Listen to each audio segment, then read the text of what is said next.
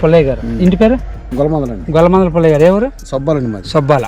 ఇప్పుడు మనం ఈ సొబ్బాల గ్రామంలో దారిల్లు సీన్ గారి పొలంలో తోటలో ఉన్నాం. ఇది ప్రజ్వల్ సీడ్స్ వారి కావ్య. ఎట్లుంది సార్ మీకు ఇది? బాగుందండి. చాలా బాగుందా, మామూలుగా ఉందంటారా? చాలా బాగుందండి. చాలా బాగుంది. ఇప్పుడు చుట్టుపక్కల అంతా వర్షాలకు దెబ్బతిన్న కాడ నుంచి తోటలు పోయినాయి కదా సార్? పోయినా ఇది బాగాలేదండి. ఇది బాగా తట్టుకుంది. నల్లికి తట్టుకుంది, వైరస్ కి. కాపు ఎలా ఉందండి? ఇది కాపు బాగుందండి. చిక్కడి కాపు అండి. చిక్కడి కాపు. పెట్టుబడి రైతు ఎలాంటి రైతు అయినా తేలిక పండించవచ్చా? ఇది వెరైటీ తేలిక పండించవచ్చండి. ఈ వెరైటీ వేసుకుంటే నమ్మకంగా పండుద్దా? పండిద్దాం. గది దగ్గర గది కాయ జంపు బాగుంది. మార్కెట్లో ఈ కాయలకి చూస్తే వదిలిపెట్టరు. ఏదంటే ఒకసారి కాయలు దాచుకుంటాం.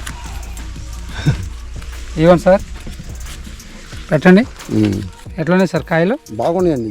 జెండా పాట పడాలంటే ఇట్లనే ఉండాలి కదా కాయలు? ఇట్లా ఉండాలండి. ఈ కాయ ముందర ఏ కాయ వెనకాయ గది ముందర ఉండదు. ఇది వేసుకొని వెళ్తే రాజే. ఇంకా అక్కడికి పోతే డబ్బులు జేబులో పెట్టుకొని బయటకు వచ్చేది. ఇది అక్కడికి వెళ్ళి బేరాలు లేవండి. మాతో బేరాలు ఉండవండి. కావ్య వేసారంటే డైరెక్ట్ గా మీకు జెండా పాట అయితే పలుకుద్ది.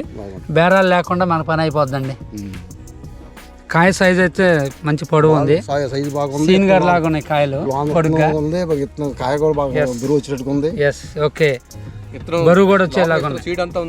గింజ శాతం బాగుందా? కాయ నిండుగా గింజ ఉంది. గుజ్జు కానీ గర్భం కానీ చాలా బాగుంటది. ఇది మనకి ఏసీ కూడా స్టోర్ చేసుకున్నా కూడా ఇదే క్వాలిటీ ఉంటుందండి. కావ్య ఎంత కాపు ఉందంటే అంత కాపు ఉంటుందండి. ఆ చెట్టు చూస్తే ప్రతి చెట్టు కూడా అసలు చక్కగా భుజాన్ని పెట్టుకొని పోయినట్టుగా మంచి ఫీల్ వస్తుంది రైతుకి.